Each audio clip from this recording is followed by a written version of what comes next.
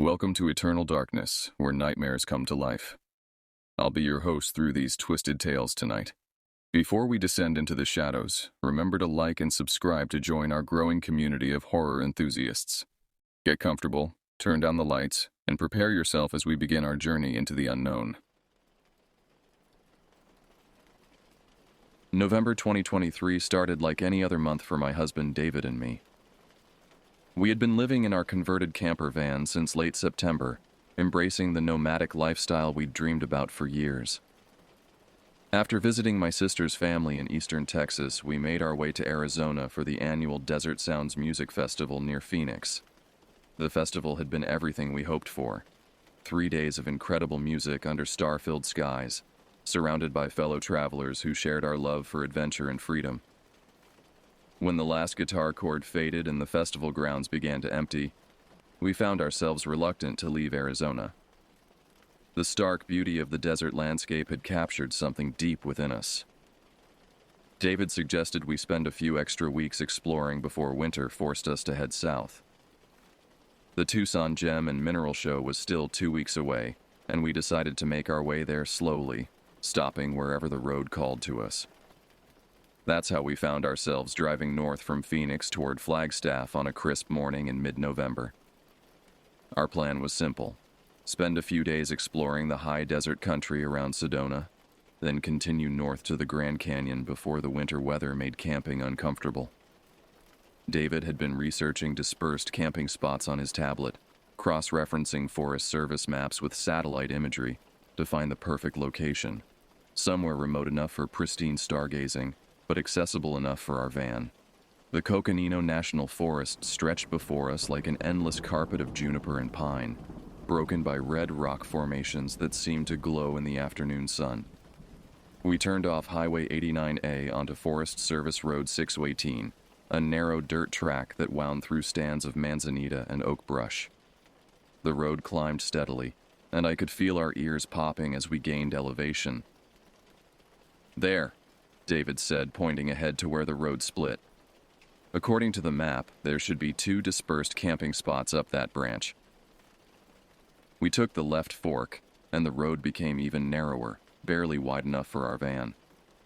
After about a mile, we crested a small hill and found ourselves looking down at 2 cleared areas, each large enough for an RV or large tent. The first site was occupied by a white travel trailer with Montana plates. An older Chevy pickup truck sat beside it, and I could see a man in his 50s setting up what looked like an elaborate telescope on a tripod.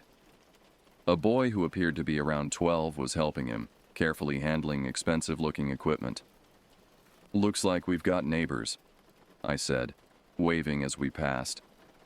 The man waved back, and the boy looked up from his work with a shy smile. The second site sat perched on a leveled area at the very end of the road.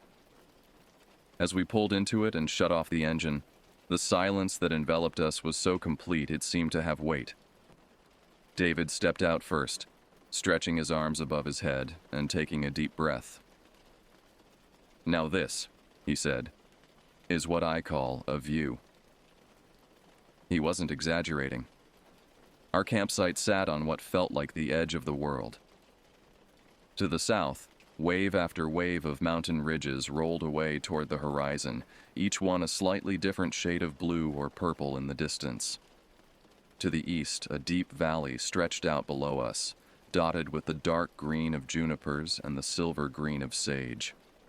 A barbed wire fence marked the boundary of what our map indicated was a large cattle ranch, its headquarters hidden somewhere in the valley beyond the next ridge. What struck me most was the absolute remoteness of our location. In every direction, I could see nothing that indicated human presence except for the fence and the occasional dirt track winding through the landscape. No power lines, no buildings, no cell towers. When I pulled out my phone to check for signal, I wasn't surprised to see no service displayed where the bars usually appeared. "We're really in the middle of nowhere," I said, and the words carried an edge of both excitement and unease. David was already setting up our camp chairs, positioning them to face west toward what promised to be a spectacular sunset. That's exactly what we wanted, isn't it? He said. Complete solitude. Perfect for stargazing. As the afternoon wore on, we settled into our usual camping routine. I prepared a simple dinner on our camp stove while David checked and adjusted our solar panel setup.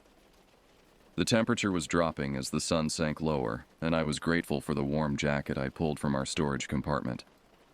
It was while I was washing dishes in our collapsible basin that I first noticed something odd. A flash of light caught the corner of my eye, coming from one of the distant ridges to the southeast.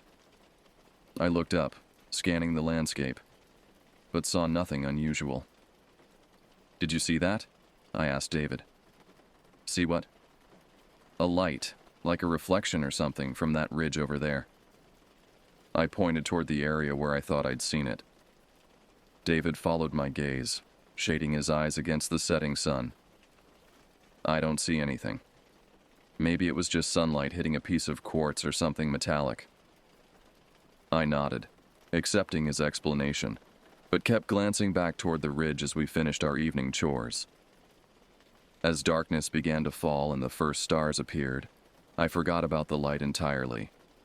The night sky above us was beginning to reveal itself in all its glory, and I was eager to see what the complete darkness would bring.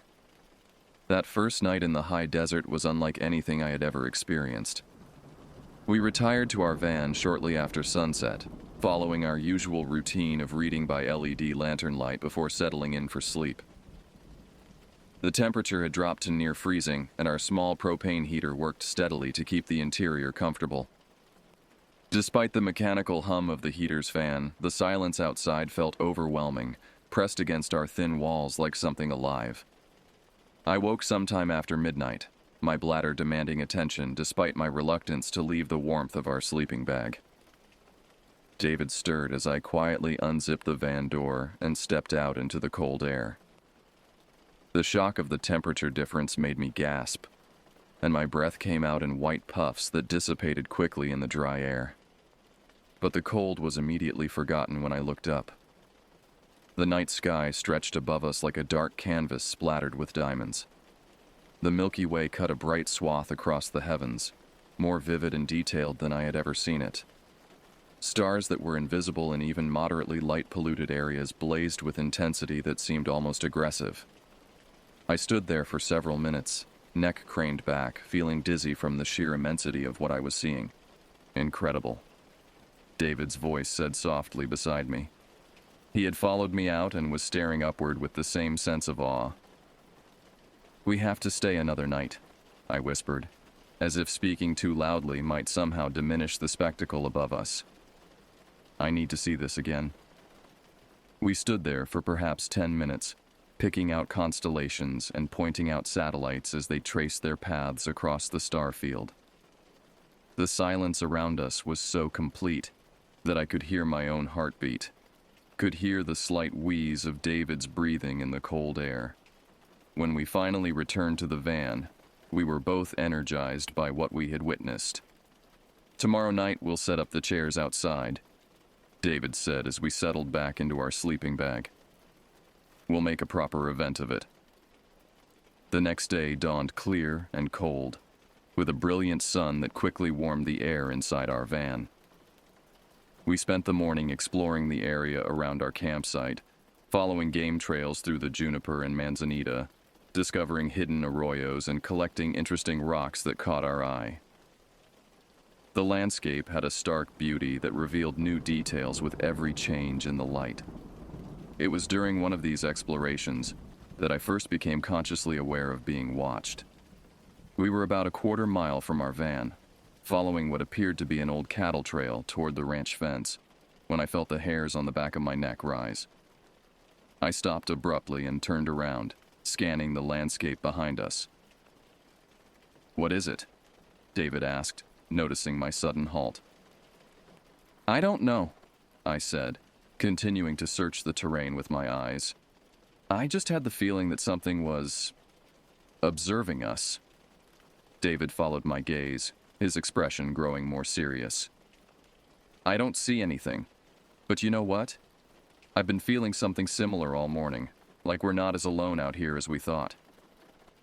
We stood there for several minutes, both of us carefully examining every juniper, every boulder, every shadow that might conceal a watcher. But the landscape appeared empty, populated only by the occasional lizard or desert bird. Finally, we shrugged off the feeling and continued our hike, but I noticed that both of us glanced back more frequently than usual. It was around noon when I saw the light again. We had returned to our campsite and were eating lunch outside, enjoying the warmth of the desert sun, when that same flash caught my peripheral vision. This time I was ready for it, and I turned immediately toward the source. "There," I said, pointing toward the southeastern ridge. "Do you see it? That bright flash?" David looked where I was pointing, squinting against the bright sky. For a moment, we both stared at the ridge, and then it happened again. A brilliant flash of white light lasting perhaps 2 seconds, coming from what appeared to be the highest point of the ridge.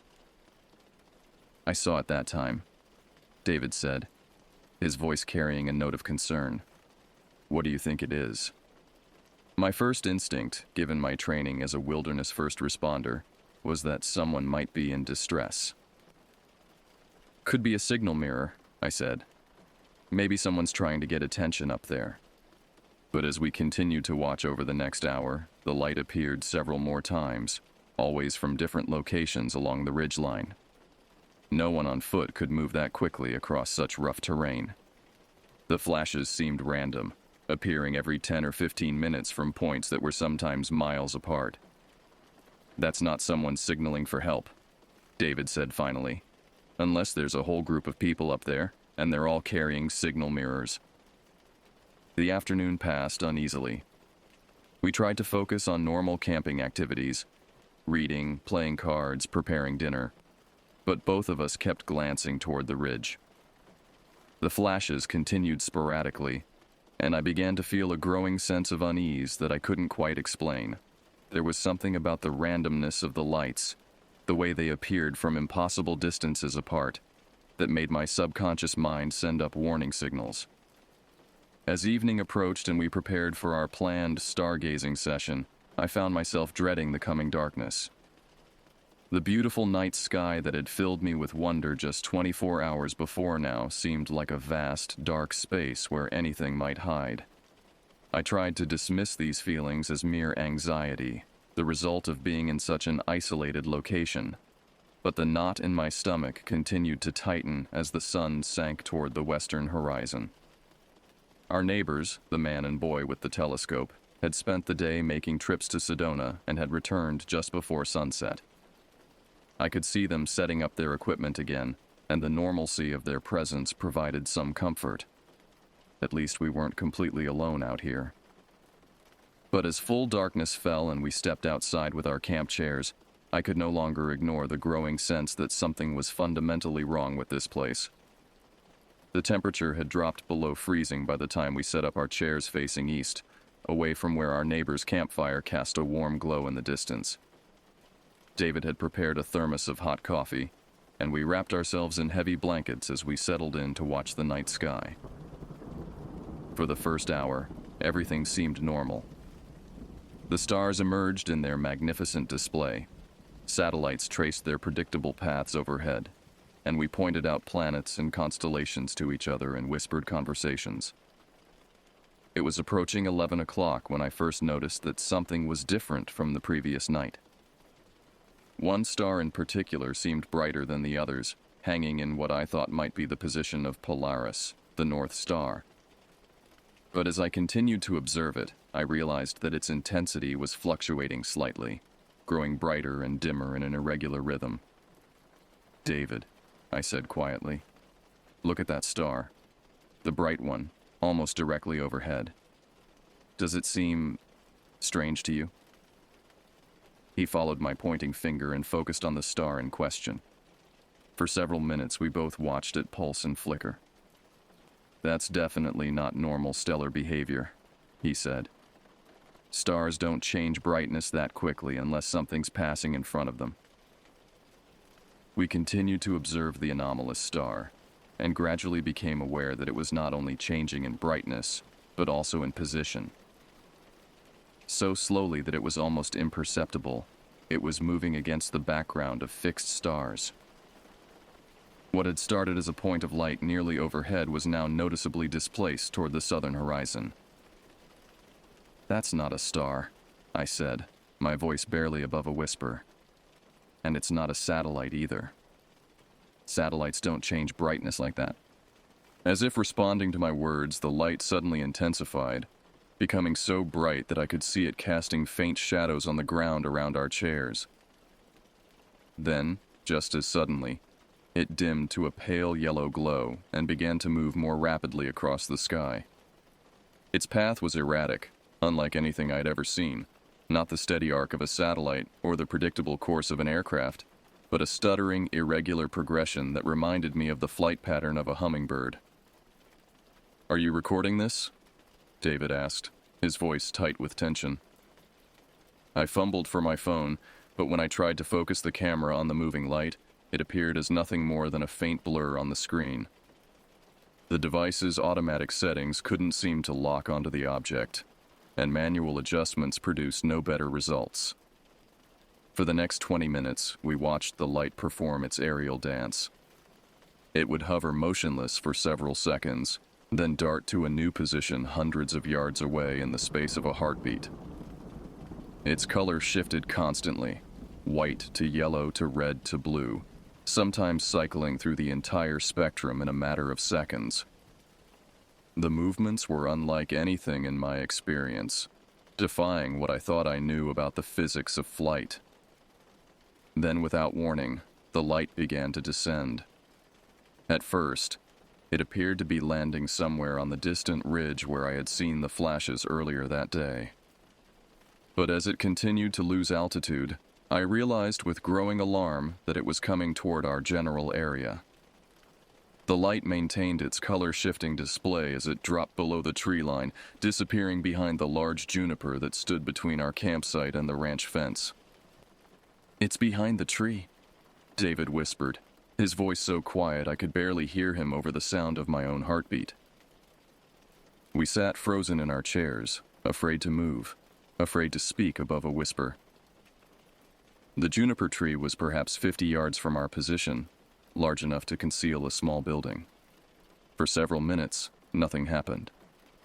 The normal night sounds of the desert, the distant call of an owl, the rustle of small creatures in the brush, seemed muted, as if the entire landscape was holding its breath. Then I saw movement. A soft glow emanated from behind the left side of the juniper, pulsing gently in shades of deep purple and violet. The light had a quality unlike anything artificial I had ever seen. Not the harsh glare of electric illumination, but something organic, almost living. As I watched, transfixed, the glow began to shift position, moving slowly from left to right behind the tree. "It's moving around the tree," I breathed, barely audible. The light continued its circuit, and gradually I began to make out what appeared to be a structured form within the glow. It was roughly humanoid in shape, perhaps 6 feet tall, but the proportions seemed somehow wrong. The head appeared too large, the limbs too thin and elongated. As it moved, the light emanating from it shifted through a spectrum of colors, deep blues, purples, magentas, creating an almost hypnotic display. Then, to my horror, I realized that it was watching us. The figure had stopped its movement around the tree and was positioned where it could observe our campsite. Although I couldn't make out any distinct features through the glow, I had the unmistakable sensation of being studied, examined with an intelligence that was both alien and deeply unsettling. The quality of its attention felt invasive, as if invisible fingers were probing at the edges of my consciousness. For what felt like an eternity, we remained locked in this tableau. 2 humans huddled in their chairs, and something inexplicable studying us from behind a juniper tree. The temperature seemed to drop another 10 degrees, and I realized I was shivering uncontrollably, though whether from cold or fear, I couldn't say. Then, in a moment of panic that I still can't fully explain, I jumped to my feet. The sudden movement was involuntary, driven by some primal flight response that overrode my conscious mind. The camp chair toppled backward, clattering against a rock, and I took several quick steps toward our van. The reaction from the figure was immediate and terrifying. The gentle, shifting colors vanished instantly, replaced by a harsh, pulsing red light that seemed to radiate anger and aggression. The figure dropped low to the ground, moving with a fluid, predatory motion that reminded me of a large cat preparing to pounce. From my new position, I could see it crouching behind the lower branches of the juniper, the red glow painting the surrounding vegetation in hellish shades. "Run," I said to David, though the word came out as barely a croak. We both bolted for the van, abandoning our chairs and blankets in our haste to reach safety. My hands shook so violently that I could barely work the door handle, and David had to help me get it open. We tumbled inside, slamming the door behind us and engaging both the deadbolt and the privacy chain. Our van's windows were covered with reflective insulation for warmth, blocking our view of the outside world. In that moment, I was grateful for the barrier, even though part of me knew that the thin aluminum walls of our vehicle would provide little protection if the thing outside meant us harm. We sat in the darkness of our van, holding each other and listening to the silence outside. My heart was pounding so hard I was sure it could be heard throughout the desert. David's breathing was rapid and shallow, and I could feel tremors running through his body. Minutes passed, then an hour. Gradually, our panic began to subside, replaced by a numbing exhaustion and a creeping doubt about what we had actually witnessed. "Did that really happen?" I whispered into the darkness. "I think so," David replied, his voice hoarse. "But I'm not sure I believe it myself." We spent the remainder of that night huddled together in our van, jumping at every small sound from outside. The crack of cooling metal, the rustle of wind through juniper branches, the distant calls of coyotes echoing across the desert. Neither of us suggested looking outside to see if the entity was still there. Some instinct deeper than conscious thought warned us that opening those doors again before daylight would be a fatal mistake. Dawn came slowly, the eastern sky lightening by degrees until pale sunlight began filtering through the small gaps around our window coverings. Only then did we finally muster the courage to peer outside. David carefully pulled back a corner of the insulation covering our front windshield and looked toward the juniper tree. "I don't see anything," he said after several minutes of careful observation. "It looks completely normal out there." We spent another hour inside the van, drinking coffee and trying to process what we had experienced. In the growing light of day, the events of the previous night began to feel like a shared nightmare. The human mind, I discovered, has a remarkable ability to rationalize even the most inexplicable experiences. Maybe it was some kind of atmospheric phenomenon, David suggested. Ball lightning, or swamp gas, or something like that. I wanted to accept this explanation, to dismiss what we had seen as a misunderstanding of natural forces. But deep in my gut, I knew we had encountered something that defied rational explanation. The memory of that intelligence studying us from behind the tree was burned into my mind with a clarity that no amount of wishful thinking could diminish. Eventually, the need for normal morning routines overcame our fear. We cautiously opened the van door and stepped outside into the crisp desert air. Everything appeared exactly as we had left it. Our overturned chairs, the scattered blankets, the cold remains of our evening fire. The juniper tree stood silent and unremarkable, showing no sign of the otherworldly visitor that had sheltered behind its bulk. But as we moved around the campsite, collecting our abandoned items and trying to restore some sense of normalcy, I began to notice things that made my skin crawl. The ground around the juniper showed what appeared to be disturbances in the sandy soil. Not quite footprints, but areas where the earth seemed to have been compressed by some significant weight.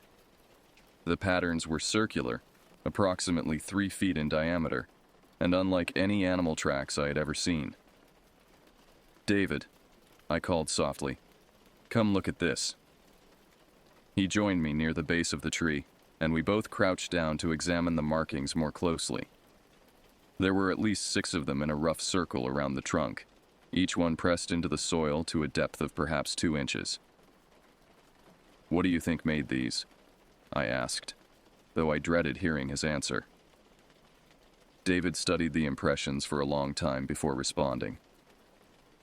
"I have no idea," he said finally. "They're too big and too circular to be from any animal I know of. And they're definitely fresh, probably made sometime last night." We spent the rest of the morning trying to convince ourselves that we should pack up and leave immediately. But where would we go? What would we tell people about why we had fled in the middle of the night?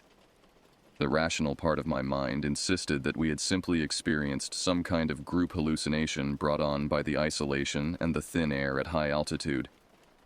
By noon, we had decided to stay another night. Part of this decision was simple human stubbornness, a refusal to be driven away by something we couldn't understand or explain. But another part was darker, a morbid curiosity about what else we might witness if we remained. Despite my fear, I felt compelled to see this mystery through to some kind of resolution. The afternoon passed quietly. We saw our neighbors, the father and son with the telescope, packing up their campsite and preparing to leave. I considered walking over to ask if they had seen anything unusual during the night. But something held me back. Perhaps it was embarrassment at how crazy our story would sound, or perhaps it was a deeper fear that they might confirm our experience was real. As evening approached, we again found ourselves dreading the coming darkness. But this time, we were more prepared. David had charged our cameras and phones, and we had positioned ourselves closer to the van, with our doors unlocked and ready for a quick escape.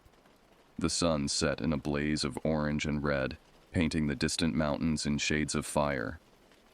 As full darkness fell, we reluctantly stepped outside and scanned the sky. For the first hour, everything appeared normal. The same magnificent display of stars, the same peaceful silence of the high desert night. Then, at approximately 10:30, I spotted them. "There," I whispered, pointing toward the valley beyond the ranch fence. "Multiple lights, moving." David followed my gaze and inhaled sharply. Across the valley, perhaps a mile away, several points of light were moving in what appeared to be a coordinated pattern. They were much smaller and dimmer than the entity we had encountered the previous night, but their movements had the same unnatural, darting quality that defied conventional explanation. "How many do you count?" David asked, his voice tight with tension. "5, maybe 6. They keep moving behind the trees, so it's hard to tell." We watched the distant display for nearly an hour, noting how the lights seemed to communicate with each other through changes in color and intensity. They moved in formation sometimes, spreading out in a line across the valley floor, then clustering together in tight groups. The colors were predominantly blue and green, much more subdued than the aggressive red we had witnessed the night before. "They're beautiful," I found myself saying, despite my fear, in a terrifying sort of way. It was while we were focused on the distant lights that I made the mistake of looking toward the ridge where I had first seen the flashes during the day. What I saw there drove every other thought from my mind and sent a wave of pure terror through my body. Silhouetted against the star-filled sky was a massive figure, at least 20 feet tall, standing motionless on the highest point of the ridge. It was too far away to make out details, but its proportions were clearly not human. The torso was too broad, the limbs too long, and there was something about its posture that suggested it was scanning the valley below with systematic precision. "David," I said, my voice barely a whisper. "Look at the ridge, the high point. Do you see it?"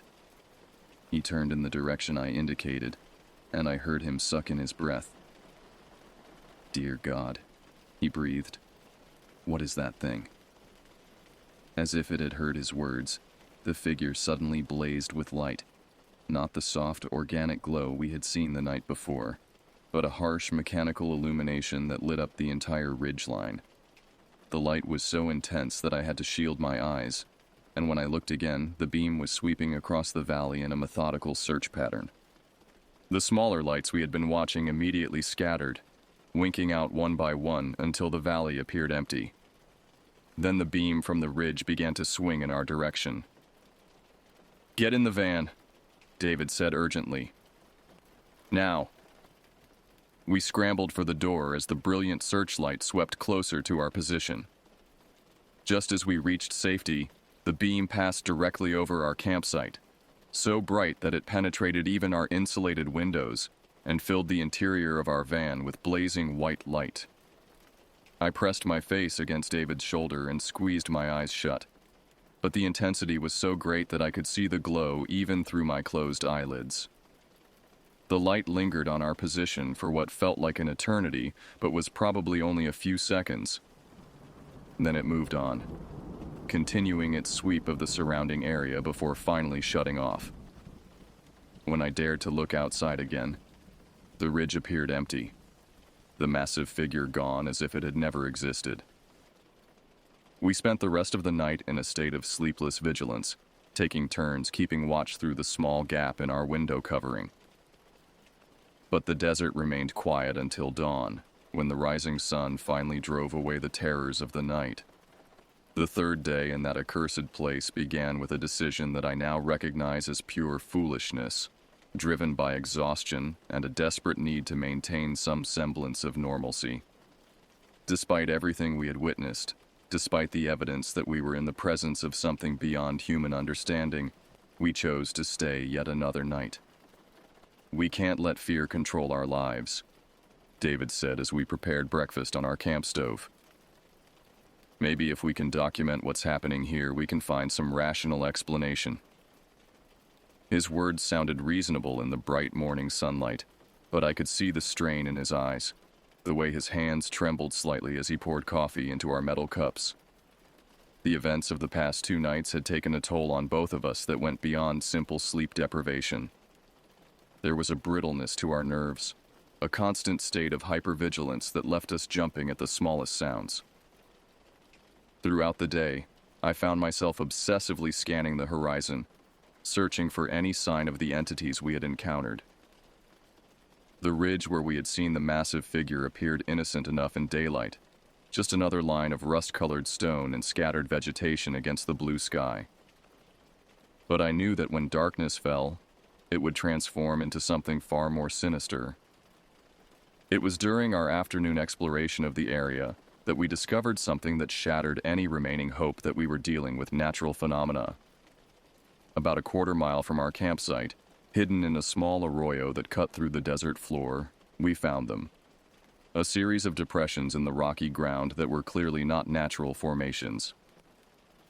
The marks were scattered across an area roughly 50 yards in diameter, each one a perfect circle burned into the stone itself. The rock within these circles had been somehow fused, creating a glass-like surface that reflected the afternoon sun like dark mirrors. The edges of each circle were raised slightly, as if the stone had been heated to such an intense temperature that it had actually flowed like liquid before cooling again. "This is impossible," David said, kneeling beside one of the larger formations. "It would take temperatures of over 2,000 degrees to melt granite like this. And look at the precision. These circles are perfect, down to the millimeter." I counted 17 of the formations, ranging in size from 3 feet to nearly 10 feet in diameter. They were arranged in no pattern that I could discern, scattered randomly across the floor of the arroyo, like the footprints of some enormous, otherworldly creature. The largest of them was deep enough that I could have stood in it up to my knees. "How long do you think these have been here?" I asked, though I dreaded the answer. David examined the edges of several formations, noting how weathering had rounded the raised rims and filled some of the smaller circles with wind-blown sand. Based on the erosion patterns, I'd say months, maybe even years. This isn't something that happened last night. The implications of his words settled over me like a heavy blanket. We were not witnessing an isolated incident, but rather the latest chapter in a long-running drama that had been playing out in this remote corner of the desert for an extended period. The thought that these entities had been operating here for months or years, unseen and undocumented, filled me with a creeping dread that made my skin crawl. As we made our way back to the campsite, I noticed other details that I had previously overlooked. Certain juniper trees showed signs of damage that couldn't be explained by wind or weather. Branches that had been twisted into impossible spirals. Bark that bore scorch marks in geometric patterns. In several places, the sparse desert grass had been flattened in perfect circles, the vegetation compressed but not broken, as if some enormous weight had rested there briefly before moving on. "We're in their territory," I said as we reached our van. "This whole area belongs to them, and we're just trespassing." David nodded grimly. "The question is, what do they want with us? Are we just observers to whatever they're doing here, or are we somehow part of it?" That evening, as the sun set for what I prayed would be our last time in that place, we made preparations for what we hoped would be our final night of observation. David had rigged up a makeshift blind using our camp chairs and a tarp, positioned to give us a clear view of both the valley and the ridge while providing some concealment. We had our cameras ready, phones charged, and a detailed plan for documentation. But as darkness fell and the first stars appeared, I felt a familiar knot of terror forming in my stomach. The desert night no longer held wonder for me. It had become a dark stage where horrors beyond human comprehension performed their mysterious rituals. The first sign that this night would be different came at approximately 9 o'clock, when a low humming sound began to emanate from somewhere in the distance. It was barely audible at first, more felt than heard, a vibration that seemed to come from the ground itself. Gradually, the sound increased in intensity, until it filled the entire desert with a resonance that made my teeth ache. "Do you hear that?" I whispered to David, though the question was unnecessary. His face was pale in the starlight, and he was pressing his hands against his ears as if trying to block out the sound. The humming continued for nearly 20 minutes, rising and falling in complex harmonic patterns that seemed almost musical, but in a way that was deeply unsettling to human ears. Then, as suddenly as it had begun, the sound stopped, leaving a silence so complete that it felt oppressive. That's when they appeared. The lights came not from the valley or the ridge, but from the sky itself. At first, there was just one, a bright point of white light that seemed to emerge from among the stars themselves. But as we watched in horrified fascination, more lights began to appear, until the entire dome of the sky was filled with dozens of moving points of illumination. They moved in formation, executing complex maneuvers that would have been impossible for any aircraft I knew of. The lights would cluster together in tight groups, then spread out in perfect geometric patterns. Triangles, squares, complex spirals that rotated slowly against the backdrop of stars. Their colors shifted constantly, creating a light show that was both beautiful and terrifying in its implications. "This isn't possible," David breathed beside me. "There must be 50 of them up there, maybe more." As if responding to his words, the entire formation suddenly changed direction, moving as one entity toward our position. The lights descended slowly, maintaining their complex patterns as they approached the ground. I could feel my heart hammering against my ribs as they drew closer, their combined illumination growing bright enough to cast sharp shadows on the ground around our campsite. Then, when they were perhaps 100 feet above us, they stopped. The entire formation hung motionless in the air, and I had the unmistakable sensation that we were being examined, studied by dozens of alien intelligences that were as far beyond human understanding as we were beyond the comprehension of ants. The silence stretched on, broken only by the sound of our own rapid breathing. I wanted to run, wanted to dive for the safety of our van, but some deeper instinct warned me that any sudden movement might trigger a response that I was not prepared to face. Then, without warning, one of the lights detached itself from the formation and began to descend directly toward us. It moved slowly, deliberately, its glow shifting through the entire spectrum of visible light. As it drew closer, I could make out a structure within the light, not the organic fluid form we had seen behind the juniper tree, but something more mechanical, more purposeful. The entity landed perhaps 20 feet from our position, its light dimming to a soft blue glow that pulsed rhythmically like a heartbeat. Through the translucent illumination, I could see what appeared to be a complex mechanical device, all angles and geometric forms that hurt my eyes to look at directly. It was roughly humanoid in shape, but clearly artificial, like a robot designed by an intelligence that had never seen a human being. For several minutes, the entity remained motionless, its light pulsing steadily as it studied us. Then, slowly, it began to move in our direction. Each step was deliberate, measured, closing the distance between us with inexorable precision. That's when my nerve finally broke. I bolted from our makeshift blind, abandoning our carefully laid plans in a burst of pure animal panic. Behind me, I could hear David scrambling to follow as I sprinted toward the van. The door seemed impossibly far away, and I was certain that at any moment I would feel some alien appendage seizing me from behind. We reached the van together, tumbling through the door in a tangle of limbs and desperation. As David slammed the door shut and engaged the locks, I looked back through our rear window and saw something that will haunt me for the rest of my life. The entire formation of lights had descended to ground level, surrounding our van in a perfect circle. The mechanical entity that had approached us stood directly behind our vehicle, its blue glow painting our rear window in eerie shadows. And beyond the circle of lights, I could see other shapes moving in the darkness, tall, spindly figures that walked with an inhuman gait, converging on our position from all directions.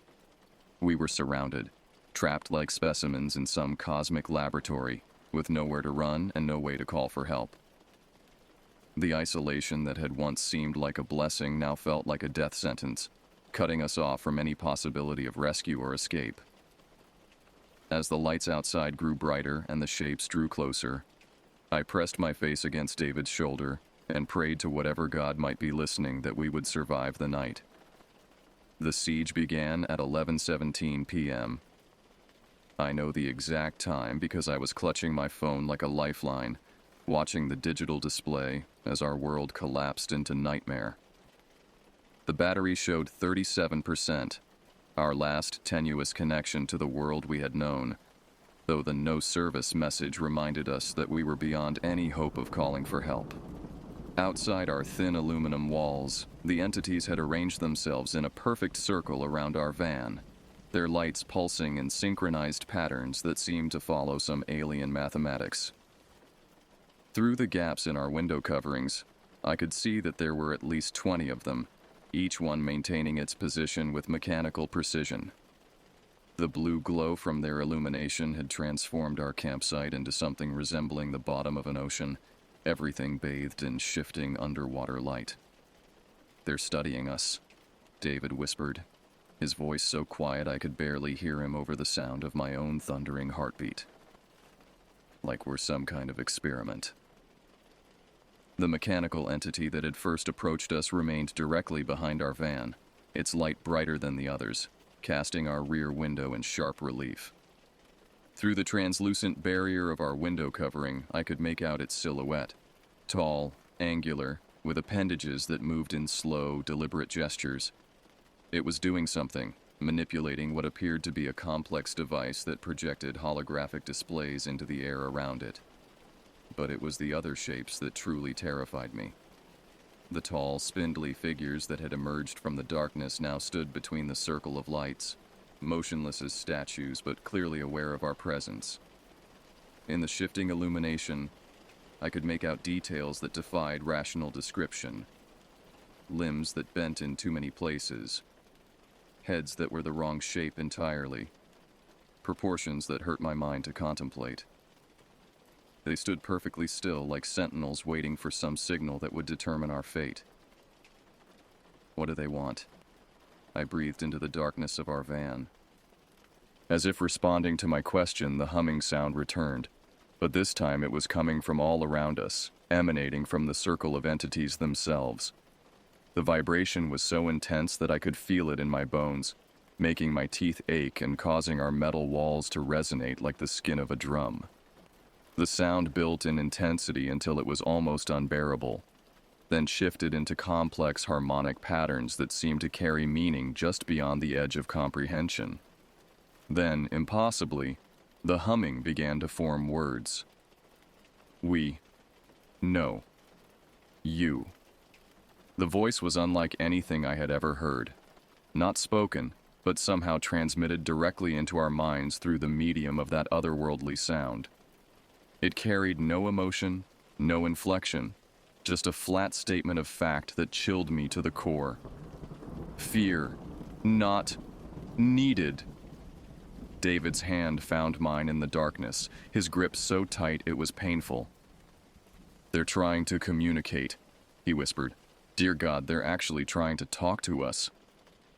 The harmonic voice continued, each word separated by long pauses that were filled with that bone-deep humming. You. Observe.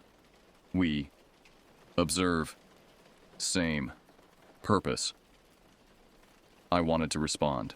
Wanted to ask the 1,000 questions that were racing through my mind, but terror had robbed me of the ability to speak. My throat felt constricted, my mouth dry as desert sand. Understanding. Required. Cooperation. Beneficial. The words were followed by a sound that might have been static, or might have been laughter, or might have been something else entirely. Then the humming stopped, leaving us in a silence that felt heavier than before. For several minutes, nothing happened. The entities maintained their circle, their lights pulsing in those same synchronized patterns, while the tall figures stood motionless between them. I began to hope that the communication was over, that perhaps they would now withdraw and leave us alone. Then the mechanical entity behind our van began to move. I could hear it clearly now. A soft whirring sound, like electric motors, accompanied by the gentle hiss of hydraulic systems. The device it had been manipulating projected new patterns into the air, complex geometric forms that rotated and twisted in ways that seemed to violate the laws of physics. The light from these projections grew brighter, casting moving shadows through our rear window that danced across the interior walls of our van. It's coming closer, David said, his voice tight with fear. The whirring sound grew louder, and I could see through our side window that the entity was indeed approaching our van. Its mechanical movements were smooth and purposeful, each step calculated with inhuman precision. When it reached our vehicle, it stopped directly beside David's door and began to emit a new sound, a series of rapid clicks and beeps that reminded me of a computer modem connecting to the internet. Then, to my absolute horror, our van's electrical system began to respond. The LED strip lights that ran along our ceiling flickered on without anyone touching the switch. Our radio crackled to life, cycling rapidly through static-filled stations before settling on a frequency that carried that same alien humming we had heard before.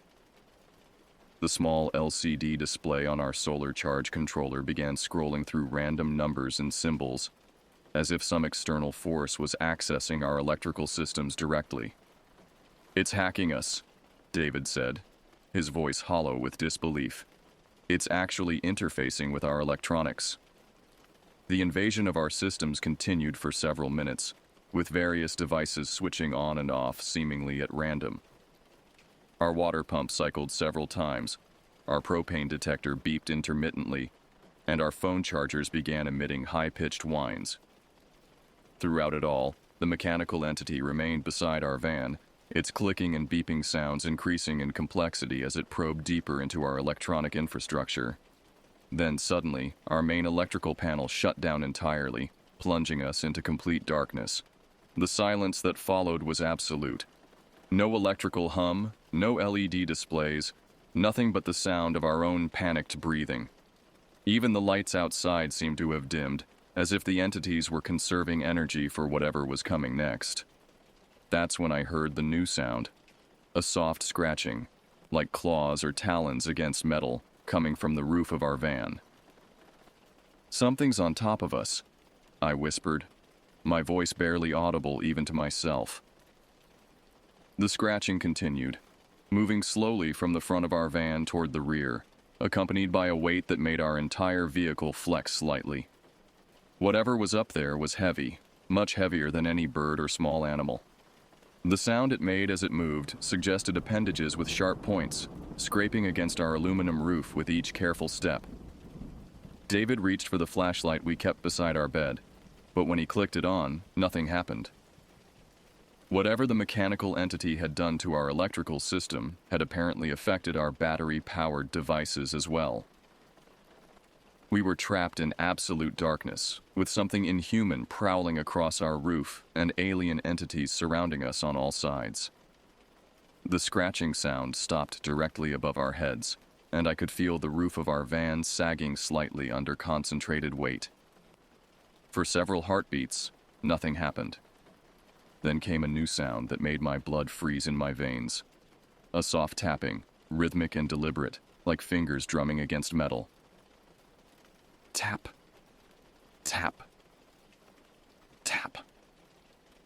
The sound was clearly intentional, a pattern of communication that was somehow both alien and familiar. After a moment, it was repeated, the same rhythm exactly. Tap. Tap. Tap. "It's trying to get our attention," David breathed. "It wants us to respond." I knew he was right, but the thought of acknowledging the presence above us filled me with terror. What if responding was interpreted as an invitation? What if it was a test that we were already failing by our silence? The tapping continued, growing more insistent, until it was joined by a new sound. A low, keening wail that seemed to come from the entity on our roof. The sound was filled with such alien loneliness that it made my heart ache despite my fear. Whatever was up there, it was trying to establish contact in the only way it knew how. Finally, driven by some impulse I still don't understand, I reached up and tapped back against our ceiling. 3 soft knocks that mirrored the rhythm I had heard. The response was immediate and overwhelming. The keening sound rose to a crescendo of joy, and suddenly our electrical system blazed back to life, filling our van with light and sound. Every device we owned began operating simultaneously. Lights flashing, radio blaring, fans spinning, water pumps cycling, creating a symphony of electronic chaos that was somehow celebratory in nature. Outside, the circle of entities began to pulse more rapidly, their lights shifting through every color of the spectrum in complex patterns that were dizzying to watch. The humming sound returned, but now it carried harmonics that almost sounded like music, like some vast alien choir singing in frequencies just barely within human perception. As suddenly as it had begun, the chaos stopped. Our electrical systems returned to normal.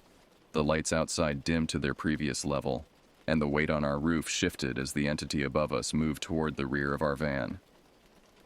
"I think," David said slowly, "I think we just passed some kind of test." But even as he spoke those words, I knew that our ordeal was far from over. The entities might have accepted our attempt at communication, but we were still surrounded, still trapped in their circle of light with no way to escape. And somewhere in the back of my mind, a voice whispered that acknowledgement might be only the first step in a process that would end with us never leaving this desert at all. The thing on our roof began to move again, its claws scratching against metal as it repositioned itself. And in the glow of the alien light surrounding us, I saw new shapes emerging from the darkness beyond. More tall figures, more mechanical entities. A gathering that suggested this night was just beginning. At 2:47 a.m., everything changed. I know because I had been staring at my phone's clock face for hours, watching the minutes crawl by with agonizing slowness, each second bringing us deeper into a nightmare that showed no signs of ending. The entities maintained their vigil around our van, their lights creating an otherworldly dome of illumination that had transformed our campsite into something that belonged on an alien world. The weight on our roof had shifted several times during the night, always accompanied by that deliberate scratching sound that suggested intelligence and purpose. Whatever was up there was conducting its own examination of our vehicle, probing and testing with an alien curiosity that I found both fascinating and terrifying. It was during one of these periods of relative quiet that David suddenly grabbed my arm. "Do you hear that?" he whispered urgently. I listened carefully, straining to detect whatever had caught his attention. Then I heard it. A new sound coming from outside, different from the mechanical whirring and alien humming we had grown accustomed to. This was organic, unmistakably human. The sound of voices talking in low, urgent tones. "There are people out there," I breathed, hardly daring to believe it. The voices were coming from beyond the circle of entities, somewhere in the darkness past their ring of light. I could make out at least 2 distinct speakers, both male, though their words were too distant and muffled for me to understand what they were saying. "Maybe it's a rescue team," David said hopefully. "Someone else saw the lights and came to investigate." But even as he spoke those words, I felt a growing dread in the pit of my stomach. Something about the voices didn't sound right. There was a quality to them that seemed wrong somehow, though I couldn't immediately identify what was bothering me. The conversation outside continued for several minutes, the voices moving slowly around the perimeter of the entity circle. Gradually, I began to pick out individual words and phrases, and what I heard made my skin crawl. Specimens appear to be responding to contact protocols. Neural activity indicates heightened awareness. Prepare for extraction sequence. These were not the words of a rescue team. These were the clinical observations of researchers discussing their test subjects, and with growing horror, I realized that David and I were those subjects. "Listen," I whispered urgently. "They're talking about us like we're lab rats." David strained to hear better, and his face went pale as the meaning of the conversation became clear. "Those aren't rescuers," he said, his voice hollow. "They're part of whatever this is." The voices moved closer to our van, and now I could hear them with crystal clarity. There were 3 speakers, all male, all speaking in the flat, emotionless tones of professional scientists. "Subjects have demonstrated successful communication interface with Collection Unit 7, one voice reported. "Stress indicators remain within acceptable parameters." "Acknowledged," replied a second voice. "Phase 3 authorization granted. Initiate direct contact protocol." "Copy that. Beginning approach sequence now." The humming sound that had become the soundtrack to our nightmare began to fade, and one by one the lights surrounding our van started to dim. The mechanical entity that had been stationed beside our door moved away, its whirring sounds growing more distant. Even the weight on our roof shifted and then vanished entirely, leaving us alone in our van for the first time in hours. But instead of relief, I felt only a deeper terror. Whatever was coming next, the entities were clearing the way for it. "David," I said, my voice shaking, "I don't think those things out there are aliens at all." He looked at me in the darkness, and I could see understanding dawning in his eyes. "You think they're human? Some kind of government project?" Before I could answer, a new light appeared outside our van. Not the ethereal glow of the entities, but the harsh white beam of a powerful flashlight. It played across our windows for a moment, then clicked off, leaving us in darkness once again. "Occupants of the vehicle," a voice called out, clear and authoritative. "This is Dr. Kenneth Morrison of the Atmospheric Research Division. Please exit your vehicle slowly with your hands visible." My heart sank. This was no alien encounter, no mystical experience with otherworldly beings. We had stumbled into some kind of classified military or scientific operation, and now we were witnesses who needed to be dealt with. "What do we do?" David whispered. We comply, I said grimly. We don't have much choice. The voice outside called again, more insistent this time. Immediate compliance is required. Exit the vehicle now. With trembling hands, David reached for the door handle. Stay calm, he said, though I could hear the fear in his voice. Act cooperative. Maybe they'll just want us to sign some non-disclosure agreements and let us go. But deep down, I knew it wouldn't be that simple. We had seen too much, been too intimately involved in whatever experiment they were conducting. The clinical way they had discussed us, the references to extraction sequence and specimens, these were not the words of people planning to simply send us on our way. David opened the door and stepped out into the night, his hands raised high. I followed reluctantly, squinting against the sudden brightness of multiple flashlights trained on us. Around the perimeter of what had been the entity circle, I could now see at least a dozen human figures in dark clothing, their faces hidden behind night vision goggles. Step away from the vehicle, Dr. Morrison commanded. He was a tall, thin man in his 50s, wearing what appeared to be a military uniform without insignia. Move slowly toward my voice. We complied, walking carefully across the uneven ground toward the cluster of figures. As my eyes adjusted to the light, I began to make out more details of our captors. They were clearly military personnel, armed with sophisticated equipment that included not just night vision gear but also devices I couldn't identify.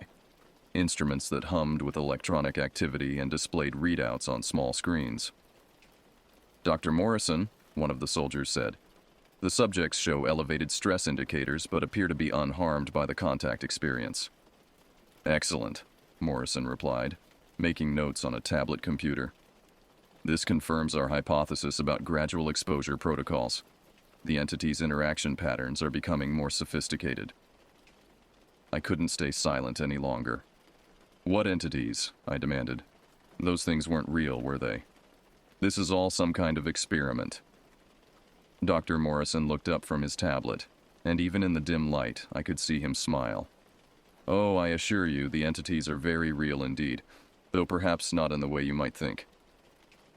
He gestured to one of his subordinates, who approached carrying a device that looked like a sophisticated tablet connected to various sensors. You see, we've been conducting research into artificially induced perception phenomena. The lights, the figures, the mechanical entities. All of them were projections, holographic displays combined with electromagnetic manipulation of your nervous systems. My mind reeled at the implications. You mean we were hallucinating? The whole thing was fake? Not fake, Morrison corrected. Artificially induced, yes, but the experiences themselves were entirely real from your perspective. We've been testing the effectiveness of our projection systems in controlled field conditions, using unwitting subjects to validate our theoretical models. David stepped forward, anger beginning to replace his fear. You experimented on us without our consent. That's illegal, immoral. That's classified, Morrison interrupted sharply.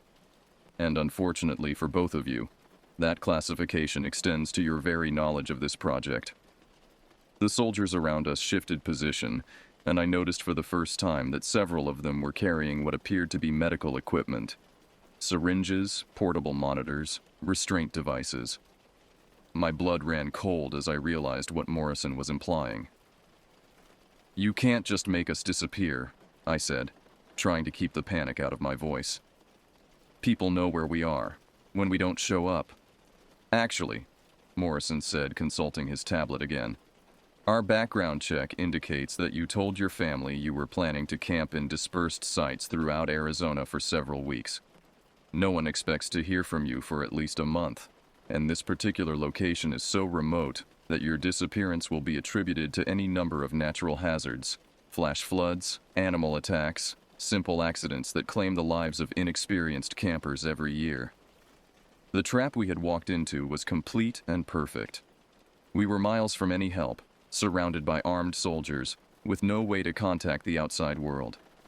Even if we somehow escaped, Who would believe our story about government agents using holographic technology to simulate alien encounters? However, Morrison continued, I'm authorized to offer you an alternative to permanent disappearance. Our project requires long-term test subjects for ongoing research. Volunteers who agree to participate in our studies receive comfortable accommodations, excellent medical care, and the satisfaction of contributing to important scientific research. And if we refuse? David asked, though we both already knew the answer. Morrison's smile never wavered. Then you become another tragic statistic of desert camping gone wrong. I'm afraid those are your only options. As the weight of our situation settled over me, I looked up at the star-filled sky that had seemed so beautiful just a few nights before. Now it looked cold and distant, a vast emptiness that would swallow our screams without a trace. We had come to the desert seeking solitude and natural wonder, but we had found something far darker. Proof that the most terrifying monsters in the universe weren't aliens from distant worlds, but human beings who had abandoned their conscience in pursuit of scientific knowledge. You have 30 seconds to decide, Morrison said, checking his watch. Though I should mention that either way, you'll never be leaving this desert. The only question is whether you leave it alive. The 30 seconds that Dr. Morrison had given us stretched into an eternity of impossible decisions. Around us, the soldiers maintained their positions, their night vision goggles giving them an insectoid appearance that was somehow more disturbing than the alien entities we now knew to be fabrications. The desert silence pressed in on all sides, broken only by the electronic humming of their equipment and the distant call of a coyote that seemed to mock our predicament. 20 seconds, Morrison announced, his voice carrying the casual indifference of a man who had delivered this ultimatum many times before. David and I exchanged glances in the harsh glare of the flashlights. In his eyes, I could see the same desperate calculation that was racing through my own mind. Were they really prepared to kill us? Could we somehow escape? Was there any possibility that Morrison was bluffing about the permanence of our situation? But even as these thoughts flashed through my consciousness, I knew they were futile. The military precision of the operation, the sophisticated equipment, the casual way Morrison discussed our disappearance, all of it pointed to an organization with vast resources and no moral constraints. We were not the first civilians to stumble into their web, and we would not be the last. 10 seconds. The reality of our situation crystallized with brutal clarity. We could choose to die here in the desert, our bodies becoming food for the carrion birds, and our story dying with us. Or we could choose to live, at least temporarily, as unwilling participants in whatever horrific research Morrison and his colleagues were conducting. It wasn't really a choice at all. We'll cooperate, I said, the words tasting like ash in my mouth. Morrison nodded as if he had never doubted the outcome. A wise decision. Dr. Reeves, prepare the subjects for transport. A woman in military fatigues stepped forward, carrying what I now recognized as a medical kit. She was young, perhaps in her early 30s, with the kind of clinical detachment that could only come from extensive practice in dealing with unwilling subjects. This will help you relax during the journey, she said in a voice that might have been discussing the weather as she prepared a syringe. It's a mild sedative. You'll remain conscious but feel much calmer about your situation. What kind of research? David asked suddenly. If we're going to be your test subjects, we have a right to know what you're planning to do to us. Dr. Morrison considered the question for a moment, then apparently decided that there was no harm in explaining. We're studying the human brain's response to artificially induced supernatural experiences. The project began as an investigation into the psychological warfare applications of holographic technology, but we've discovered something far more interesting. He gestured toward the area where the false entities had performed their elaborate deception. We can create experiences so realistic, so convincing, that they become indistinguishable from reality in the subject's memory. More than that, we can implant entirely false memories, complete with emotional responses and sensory details. My stomach turned as the implications became clear. You're developing brainwashing technology. We prefer the term memory restructuring, Morrison replied with academic precision. The applications are virtually limitless. Imagine being able to give soldiers complete confidence in their mission by providing them with fabricated memories of enemy atrocities, or creating witnesses to crimes that never happened, complete with vivid recollections that would stand up to any polygraph examination. Dr. Reeves had finished preparing her syringe and was approaching me with professional efficiency. "Please extend your arm," she said. "This will be much easier if you don't resist." I had no choice but to comply. The needle slipped into my vein with practiced ease, and within seconds I could feel a warm relaxation spreading through my body. The sharp edges of my terror began to soften, replaced by a dreamy detachment that made the entire situation feel unreal. "Very good," Morrison said as Dr. Reeves moved on to David. "Now I want you both to understand that your cooperation over the next few months will determine how comfortable your stay with us becomes. We have facilities that range from dormitory-style accommodations to isolated holding cells. Your attitude will determine which type of housing you receive." As the sedative took hold, I found myself oddly fascinated by the technical aspects of what they had done to us. "The entities," I said, my words coming out slightly slurred. "How did you make them seem so real?" "Holographic projectors combined with electromagnetic field manipulation," Morrison explained, apparently pleased to discuss his work. "We can stimulate specific regions of the brain to induce feelings of fear, awe, or wonder. The projectors create visual and auditory hallucinations, while targeted electromagnetic pulses trigger the appropriate emotional responses." "The physical evidence," David mumbled as his own injection took effect. "The burn marks in the rock, the impressions in the ground." "Laser scoring and pneumatic presses," Dr. Reeves answered matter-of-factly. "We prepare each test site weeks in advance, creating the physical evidence that subjects will discover and interpret as proof of otherworldly visitation. It's remarkable how eager the human mind is to believe in the supernatural when presented with even minimal supporting evidence." Two soldiers approached with what appeared to be lightweight gurneys, and I realized that despite Morrison's assurance that we would remain conscious, the sedative was stronger than advertised. My limbs felt heavy and unresponsive, and my vision was beginning to blur around the edges. "The transport vehicle is standing by," one of the soldiers reported. "Excellent," Morrison said. "Begin loading sequence. I want to be back at the facility before dawn." As they lifted me onto the gurney, I managed to turn my head enough to see our van sitting abandoned in the clearing. It had been our home for months, our refuge and sanctuary as we explored the country. Now it would sit here until the elements claimed it, another piece of evidence supporting the story of two campers who had vanished without a trace in the unforgiving desert. What about... I struggled to form the words through the growing fog in my brain. "What about our families?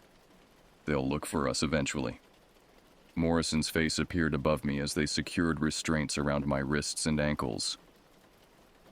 "Oh, but they won't," he said with that same clinical smile. "You see, in about 6 months, you'll contact them yourselves. You'll call or write to explain that you've decided to start a new life somewhere remote, cutting all ties with your past. You'll be very convincing because by then, you'll actually believe it's true." The horror of his words penetrated even through the chemical haze. They weren't just planning to imprison us. They were going to completely rewrite our personalities, our memories, our very sense of self. The people we had been would cease to exist, replaced by whatever versions Morrison and his team chose to create.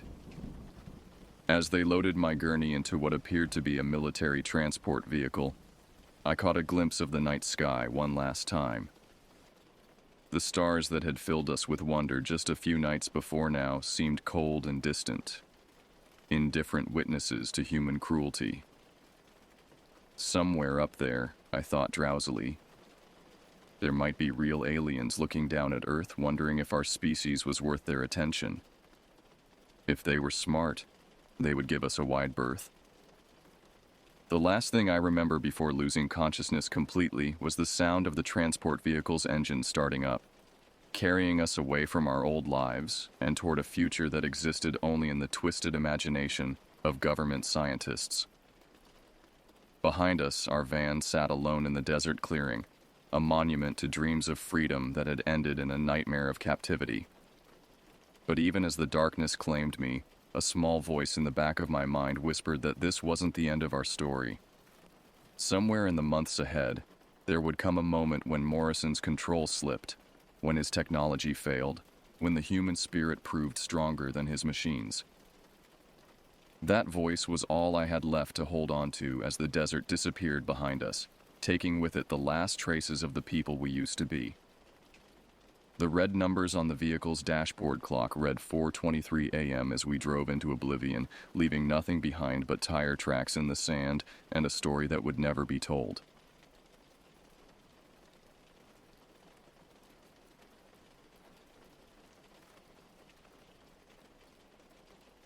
I remember the day I decided to visit Ludlow, Colorado. It was a quiet place, almost forgotten by time. My name is Wade Calhoun, and I was a journalist looking for a story that would take me away from the monotony of everyday life. I had heard rumors about disappearances in the area, and being a man driven by curiosity, I decided to see if there was any truth to them. The assignment editor at the Denver Chronicle had laughed when I pitched the story. Ludlow, that mining ghost town? Nothing's happened there since the massacre in 1914, he said, referring to the infamous labor dispute that had put the town on the map for all the wrong reasons. But I'd seen the pattern in police reports. 5 missing persons cases in 3 years, all within a 20-mile radius of Ludlow, all unsolved. Take a long weekend if you want, my editor had conceded, but don't expect to publish anything unless you find something concrete. That was all the permission I needed. I'd been chasing stories about the unexplained for years, hoping to make my mark with something truly remarkable. Most had led nowhere, but this one felt different. The disappearances followed no pattern, different ages, genders, backgrounds, except for one detail. All had last been seen near Ludlow. I drove my old Ford pickup through the winding roads that led to Ludlow, the trees closing in on either side like silent sentinels. The sky darkened as I drove, though it was barely past noon. The radio signal had died 30 miles back, leaving me with only the rumble of tires on asphalt and my own thoughts for company. The landscape changed subtly as I approached. The vegetation seemed sparser, the trees more twisted and gnarled. Even the air felt different. Heavier somehow, as if reluctant to fill my lungs. I rolled up the window against a sudden chill despite the summer heat. A weathered sign announced, Ludlow Pop 57. The number had been crossed out several times, each correction lower than the last. Someone had scrawled 42 in fading red paint at the bottom. I wondered how many of those 42 souls still walked among the living. The town was small, barely more than a few scattered houses and a general store that looked like it hadn't seen a new coat of paint in decades. Most buildings stood empty, windows boarded or broken, porches sagging like weary shoulders. The few occupied homes had an air of resignation about them. Curtains drawn tight despite the daytime hour, yards untended, mailboxes rusted shut.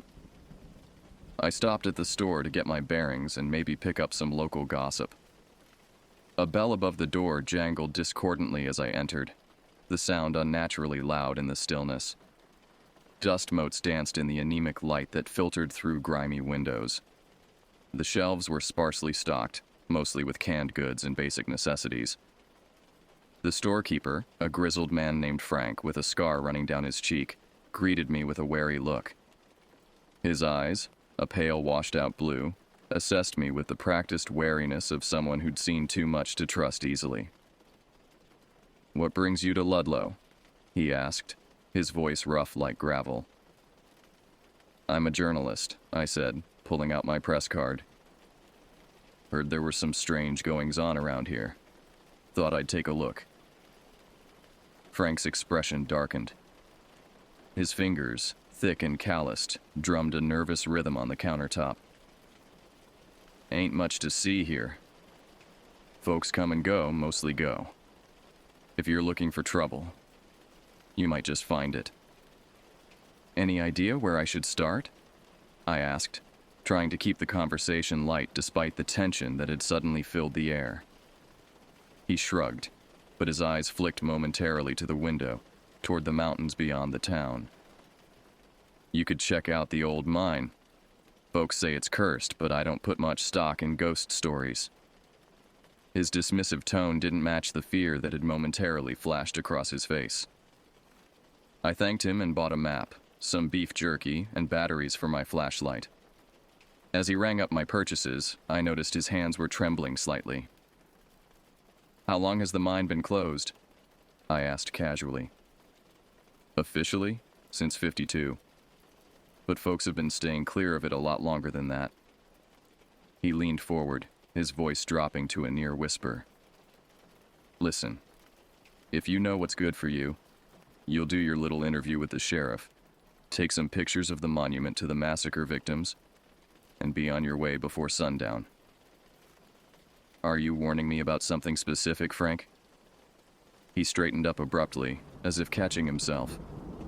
"Just saying Ludlow ain't a place for outsiders. Never has been." As I left the store, I couldn't shake the feeling that Frank knew more than he was letting on. The sky was overcast, casting a gloomy pall over the landscape. It felt like the world was holding its breath. I checked into the town's only accommodation, a dilapidated motel called the Wayside Inn. The ancient clerk barely looked up from her crossword puzzle as she handed me a key attached to a heavy wooden fob. Room 7. "The last room at the end of the row," she informed me, as if the placement held some significance I should understand. The room smelled of mothballs and stale cigarette smoke. I threw my duffel bag onto the bed, watching as a small cloud of dust rose from the faded coverlet. The walls were thin enough that I could hear the hum of a television from somewhere nearby, though the sound seemed to fade in and out like a poorly tuned radio. I pulled out my notebook and jotted down my observations so far. Nothing concrete, just impressions. The town's eerie stillness. Frank's barely concealed fear.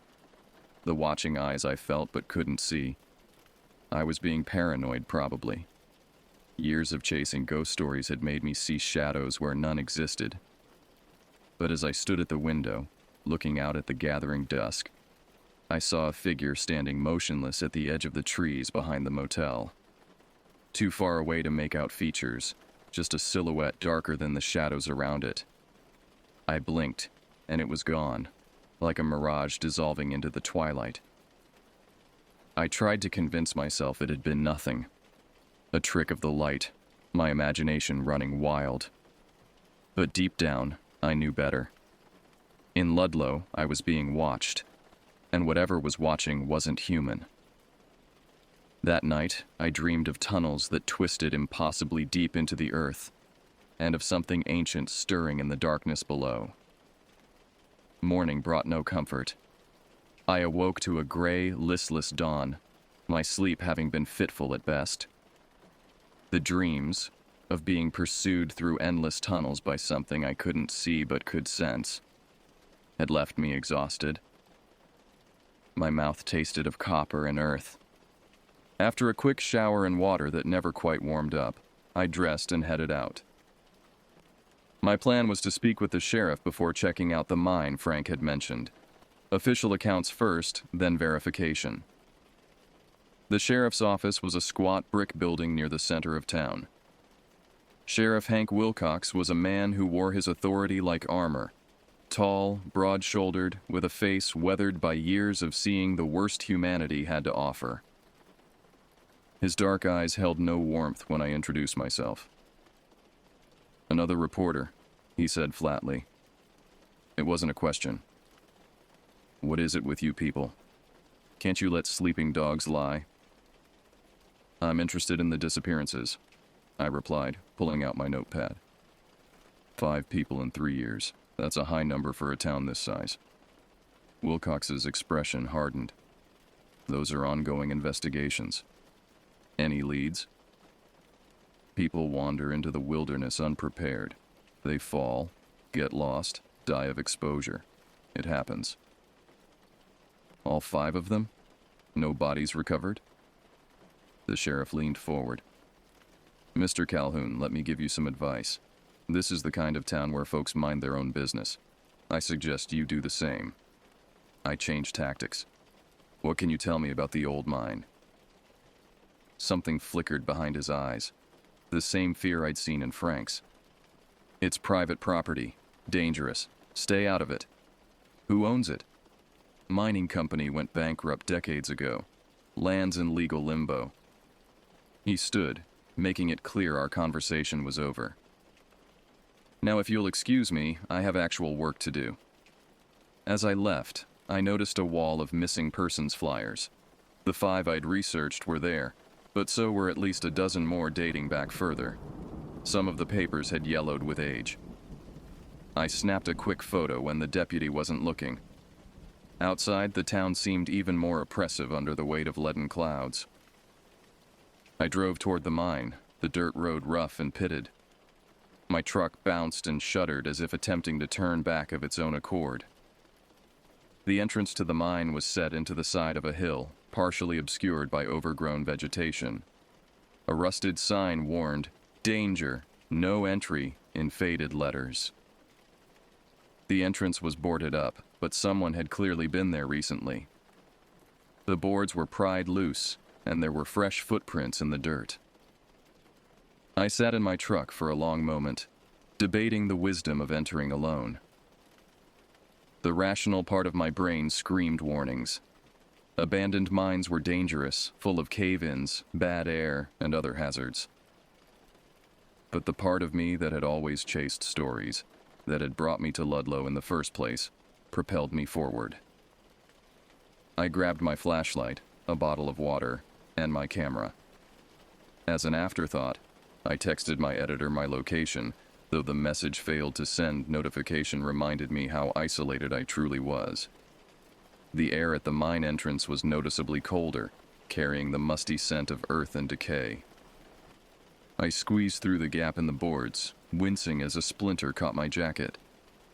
My flashlight beam cut through the darkness, revealing a tunnel that extended straight back before curving out of sight. The mine was a maze of tunnels, the air cool and damp. Water dripped somewhere in the distance, each drop echoing like a faint, mocking laugh. Old support beams, warped with age and moisture, creaked ominously overhead. The ground was uneven, littered with rocks and abandoned mining equipment. I could see why the sheriff had warned me away. One wrong step could mean a twisted ankle or worse. And who would hear a call for help from the bowels of the earth? Yet despite the physical dangers, it was the atmosphere that unsettled me most. With each step deeper into the mine, the air seemed to thicken, pressing against my skin like invisible hands trying to hold me back. The silence was absolute except for the dripping water and my own footfalls, which sounded unnaturally loud. I followed the footprints, my heart pounding in my chest. They led deeper, past collapsed side tunnels and ancient cart tracks half buried in mud. The deeper I went, the more oppressive the atmosphere became. I turned a corner and saw something that made my blood run cold. There on the ground was a shoe. It was covered in dirt and looked like it had been there for some time. I picked it up and examined it. It was a woman's shoe, small and once expensive, and it didn't look like it belonged to any miner. I snapped a photo, the flash momentarily illuminating the tunnel in stark relief. In that brief flare of light, I thought I saw movement further down the passage, a shifting of shadows that couldn't be explained by the static beams of the mine. "Hello?" My voice sounded thin and insubstantial. "Is anyone there?" No answer came, but I could have sworn I heard breathing, slow and deliberate, like something trying to remain undetected. Logic told me it was just the air current moving through the tunnels, but primal instinct screamed otherwise. I pressed on, my flashlight casting long shadows on the walls. The tunnel widened into a larger chamber, and I froze. In the center of the room was a makeshift camp. There were blankets, an empty can of beans, and a notebook. The camp looked recent, weeks old at most, not years. I picked up the notebook and flipped through it. The entries were scrawled in a hurried hand, detailing the writer's descent into madness. The first pages were methodical observations, geological notes, sketches of the mine layout, references to the anomaly the writer had come to study. But as the entries progressed, the writing became increasingly erratic. Day 7. Something is watching me.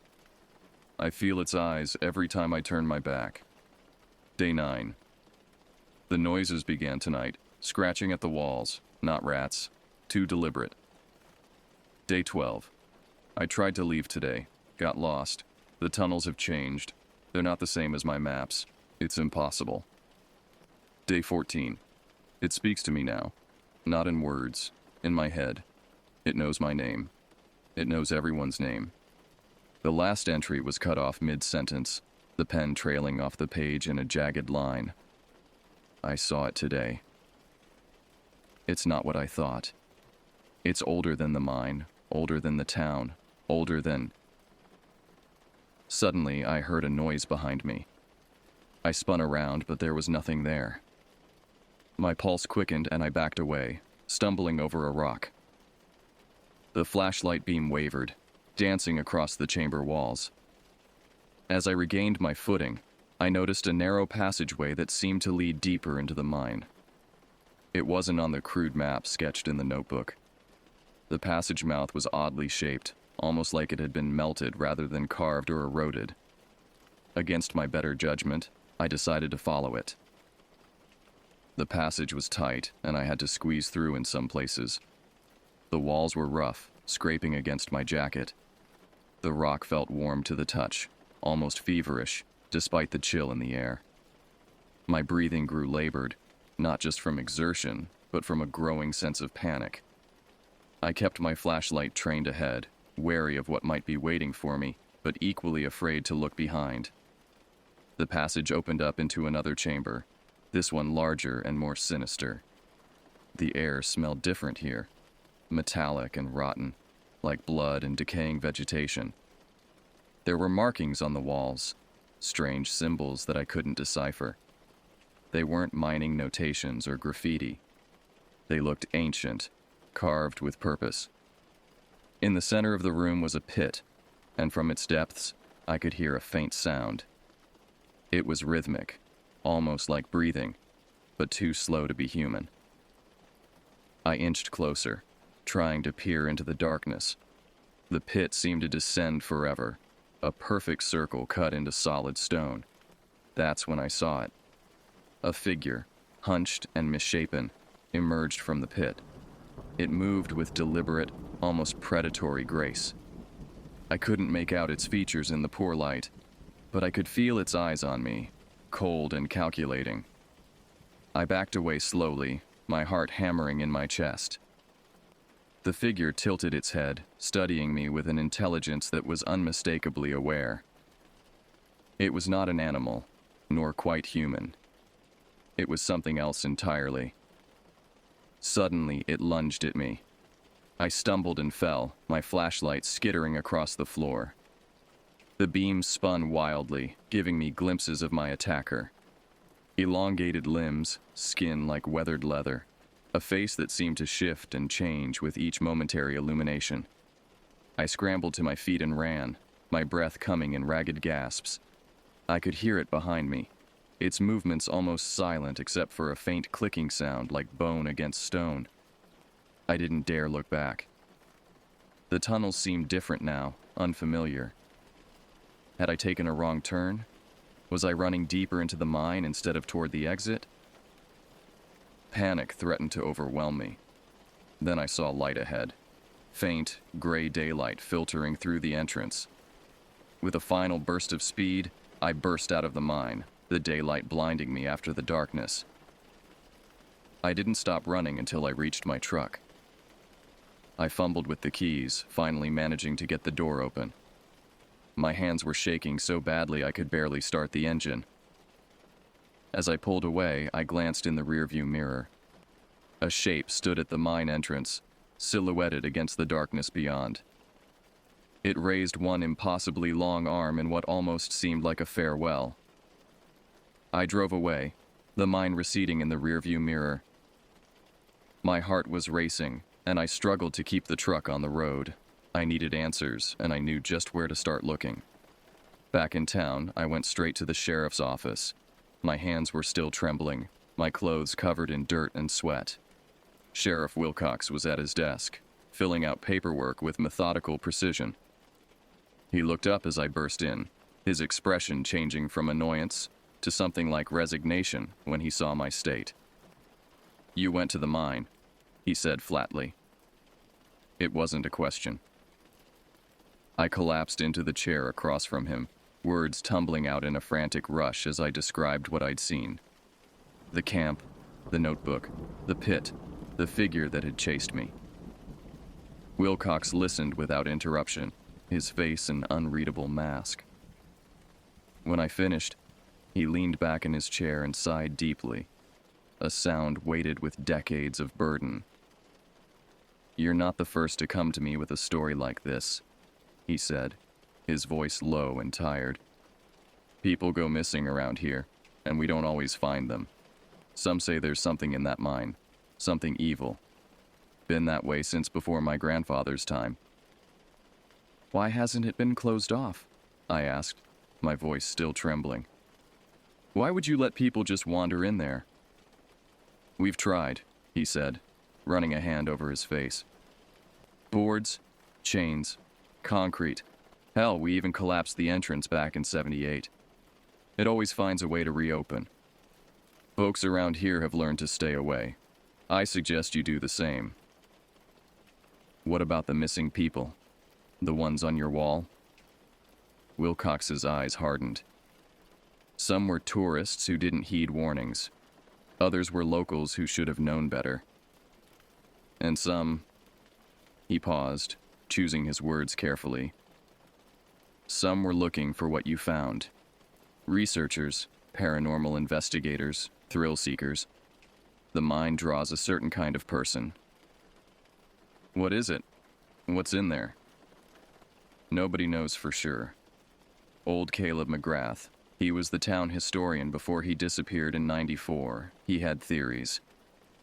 Said the mine wasn't just dug into the mountain. It uncovered something that was already there. Something that had been sealed away. The mining company knew it too. That's why they abandoned the operation even though there was still coal to be had." I left the sheriff's office feeling more unsettled than ever. The sky had darkened further, and a light rain began to fall, the droplets feeling unnaturally cold against my skin. I couldn't shake the image of that figure in the mine, the way it had moved, the intelligence in its unseen eyes. I needed more information. The town library was a small building adjacent to the elementary school. It looked closed at first glance, windows dark, but the door opened when I tried it. Inside, the air was musty and still, shelves of books receding into shadows. A single desk lamp illuminated the front desk, behind which sat an elderly woman with silver hair pulled into a severe bun. "We're closing soon," she said without looking up from her book. "I'm looking for information about the town's history," I said, "specifically about the mine." Her eyes met mine then, sharp and knowing. "Research section, back corner. Local history is on the bottom shelf. No offers of help, no questions about my interest. Just directions delivered in a tone that suggested I was treading on thin ice." The local history section was meager. A few bound volumes of newspaper archives, some self-published histories, and a collection of maps. I pulled out everything related to the mine and began to read. The official story was straightforward. The mine had opened in 1887, operated until 1952, and closed due to economic factors. But newspaper accounts told a different story. There were accidents, far more than would be expected even in that dangerous era of mining. Men disappeared in sealed tunnels. Equipment failed in inexplicable ways. Workers reported hearing voices, seeing shadows where none should exist. Then I found it. A small article from 1951, just before the mine closed. Tragedy strikes Ludlow mine again. Search parties have failed to locate the 5 miners missing since Monday's unexplained incident in the lower levels of the Ludlow Coal Company's main shaft. Company spokesman Howard Delacroix denied rumors of a cave-in, stating only that an anomalous event had occurred during routine operations. This marks the 3rd such disappearance this year, bringing the total missing to 11 men since January. Local resident Martha Carnes, whose husband James is among the missing, made disturbing allegations regarding the nature of the incidents. "That mine took my James because he saw what they uncovered," Mrs. Carnes told this reporter. "There's something living down there, something they woke up, and the company knows it." Ludlow Coal Company officials declined to comment on Mrs. Carnes' accusations. I photographed the article with my phone, then continued searching. In a hand-bound collection of local legends, I found references to the land being considered cursed by indigenous peoples long before the town was established. They had avoided the area, believing it to be a thin place where malevolent spirits could cross into our world. As I read, I became aware of a presence behind me. I turned to find the librarian standing there, watching me with unblinking eyes. "Find what you're looking for?" she asked, her voice barely above a whisper. "Maybe," I said. "Do you know anything about the mine that's not in these books?" A slight smile touched her lips. "I've lived in Ludlow all my life, Mr. Calhoun. My father worked that mine, as did his father before him. There are things known to those of us who've watched this town shrink year by year, generation by generation. Things not written down. Will you tell me?" She studied me for a long moment. "You've seen it, haven't you? In the mine. It let you leave. That means something." I felt a chill run down my spine. What would it mean if it hadn't let me leave? "You wouldn't be asking me questions," she said simply. "Frank at the store. His brother went into that mine in '83. Never came out. Frank went looking for him, came back with that scar, and never spoke of what he saw. Sheriff Wilcox's father was one of the men who tried to seal the mine in '78. 3 days later, his wife found him hanging in their garage." "What is it?" I asked. "What's in the mine?"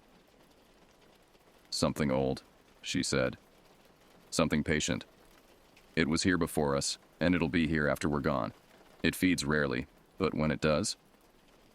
She trailed off, her eyes distant. "Feeds? On what?" Her gaze refocused sharply on me. "What do you think?" The library had no more answers for me. As dusk approached, I drove back to the motel, my mind racing with what I'd learned. In my room, I spread out my notes and photos on the bed, trying to make sense of it all. The knock at my door came just after sunset. I opened it to find Frank standing there, a grim look on his face and a bottle of whiskey in his hand. "Heard you went to the mine," he said without preamble. "Figured you could use this." I let him in, grateful for both the company and the alcohol. Frank poured us each a generous measure into the motel's plastic cups.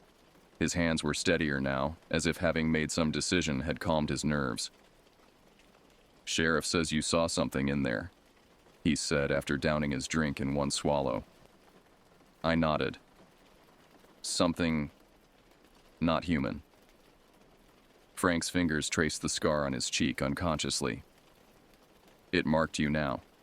You'll feel it watching. Even if you leave Ludlow, part of you will always be here. What is it, Frank? What lives in that mine? He poured himself another drink. Nobody knows for sure. Some say it's a demon. Others think it's something from another world that found its way into ours. Old man McGrath, he used to say it was something left over from when the world was young, something that should have died out but found a way to survive. By feeding on people? Frank nodded slowly. Not just their bodies, their fear, their despair, it savors them, plays with them before it takes them. How do you know all this? My brother, he said, his voice dropping to a whisper. I heard him after he disappeared. For weeks I heard him calling me from the mine, begging me to help him. When I finally went in, his hand went to his scar again. I saw what was left of him, and I saw it.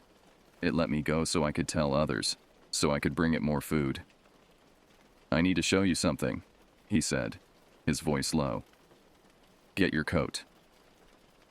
We drove out to the edge of town, to an old cemetery that looked like it hadn't been tended in years. The headstones leaned at odd angles, many cracked or worn smooth by time. Frank led me to a grave marked with a simple headstone. The name was worn away by time, but the date was still visible. It was over a century old. This is where it started, Frank said. The mine was built on cursed land. The first man to break ground here was Jacob Ludlow. The town's named after him, but nobody remembers the truth about him. He wasn't just a prospector. He was looking for something specific, something he'd read about in books that decent folks don't read. What happened to him? Official story is he died in a mining accident. Truth is, he found what he was looking for, and it found him right back. His body was brought up from the mine, but people said it was wrong. Empty somehow, like whatever made him human had been hollowed out. Why are you telling me this now? I asked. Because you're not going to leave it alone, he said, his eyes reflecting the moonlight with an almost feverish intensity. And you need to know what you're dealing with. As we drove back to town, I couldn't shake the feeling that I was being pulled deeper into Ludlow's darkness, as surely as if the thing from the mine had its claws hooked into my soul. Back in my motel room, I dreamed of the pit again. But this time I wasn't just observing it. I was falling into it, endlessly, while something waited patiently at the bottom. I awoke gasping. Sheets twisted around me like binding ropes. Weak morning light filtered through the curtains, but it brought no comfort. The dream had felt real. Too real. I could still feel the cold air rushing past me as I fell, still hear the soft, anticipatory breathing of the thing that waited below. My phone showed no signal, cutting me off from the outside world more completely than I'd expected. I tried the motel room phone. Dead. Even my satellite radio picked up nothing but static. Ludlow seemed to exist in its own pocket of isolation, as if the whole town had somehow slipped sideways from reality. I knew I should leave. Pack my things, get in my truck, and drive until Ludlow was nothing but a bad memory fading in the rearview mirror. The story wasn't worth my life. I had enough material for an article on small-town folklore, if nothing else. Yet something kept me there. Call it journalistic integrity, stubborn curiosity, or simply the pull of the thing in the mine. I couldn't leave without understanding what was happening in Ludlow. I spent the morning reviewing my notes and planning my next move. The creature seemed to let certain people go, Frank, me, perhaps others, while keeping some for itself. Why? What determined who lived and who disappeared? The answer, I suspected, lay deeper in the mine than I had ventured. The notebook I'd found mentioned an anomaly the writer had come to study. I needed to find out what that was. This time I prepared properly.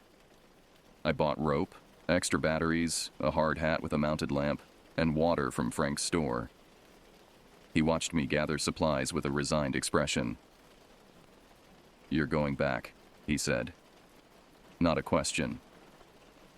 I need to understand. He nodded slowly. It's always the same. The ones who see it and live, they can't let it go. Like a fish on a hook, it reels them back in. He reached under the counter and pulled out an ancient-looking revolver. Take this. Won't kill it, nothing can, but might buy you time to run. I took the gun, feeling its weight. Have you ever tried to kill it? Frank's laugh was hollow. Folks have tried everything. Guns, explosives, fire. Sheriff's daddy tried to collapse the whole mine on it. Nothing works. It's not the kind of thing that can die. I left Frank's store with supplies and a growing sense of dread. The day had turned overcast again, the air heavy with impending rain. As I drove toward the mine, fat droplets began to splatter against the windshield, quickly becoming a downpour. The rain had turned the dirt road to mud, forcing me to park farther from the entrance than before. I trudged through the muck, water seeping into my boots. By the time I reached the mine entrance, I was soaked and shivering. The boards I'd squeezed through yesterday had been removed entirely, the entrance now standing open like a mouth waiting to be fed. Had someone come after me? Or had the creature itself cleared the way, expecting my return? I switched on my headlamp and drew Frank's revolver, checking that it was loaded. The weight of it in my hand was reassuring, even if it might prove useless against what lurked below. The mine seemed different today. The tunnels felt more deliberate, less like human excavations and more like the burrows of some enormous creature. The support beams had shifted subtly, now resembling ribs arching overhead. Water trickled down the walls, thick and viscous in the beam of my headlamp. I moved deeper, following the path I'd taken the day before. The chamber with the makeshift camp was empty now. All traces of the previous explorer gone except for a dark stain on the ground that hadn't been there before. I didn't examine it too closely. The narrow passage to the chamber with the pit seemed wider now, easier to traverse. The stone no longer scraped against me. Instead, it felt almost yielding, like flesh giving way. In the chamber with the pit, the strange symbols on the walls pulsed with a faint luminescence. The rhythmic sound from the pit was louder now, the breathing of something enormous. I approached cautiously, gun raised. The pit was wider than I remembered, its edges perfectly smooth. I shone my light into it but could see no bottom, only darkness that seemed to absorb the light rather than be illuminated by it. "I know you're there," I called out, my voice steady despite my fear. "I know what you've been doing to this town."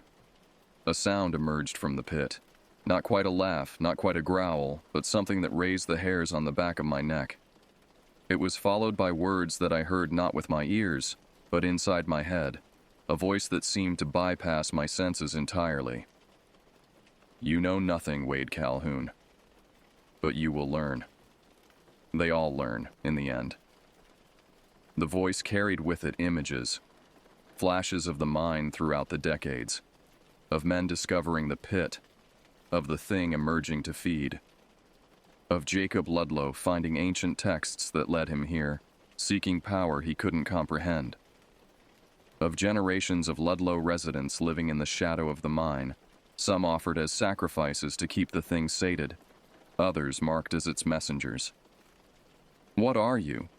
I asked, though I feared the answer. "I am old. I am hunger. I am patience. I was here before your kind learned to make fire, and I will be here when the last of you returns to dust." The disappearances. You took those people. I took what was offered. This town has always understood the bargain. A few lives for the many. They mark the outsiders, the unwanted, the curious, and I feed. In return, I grant certain protections. Another flood of images. Ludlow surviving economic collapse when neighboring towns failed, its residents living unnaturally long lives, diseases that ravaged surrounding communities somehow skipping the town entirely.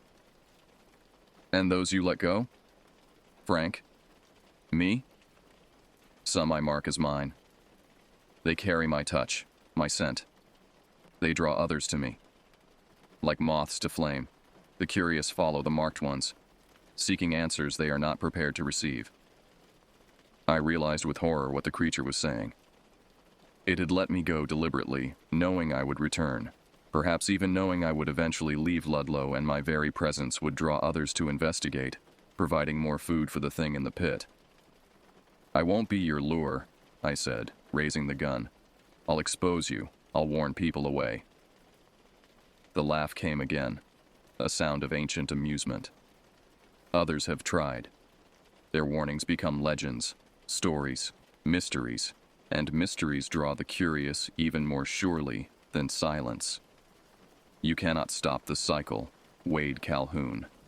You can only choose your place within it. From the darkness of the pit, the figure began to emerge. First came long, gnarled limbs that bent at impossible angles, then a torso that seemed to shift and flow, never quite settling into a fixed shape. Finally, a head, or something like a head, with eyes that glowed like embers in the dark. I fired the revolver, the shots deafening in the confined space. The bullets struck the creature, passing through its fluid form without apparent effect. It continued to rise from the pit, its body expanding to fill the chamber. "Did Frank not tell you? I cannot be killed by your weapons. I am not alive as you understand life."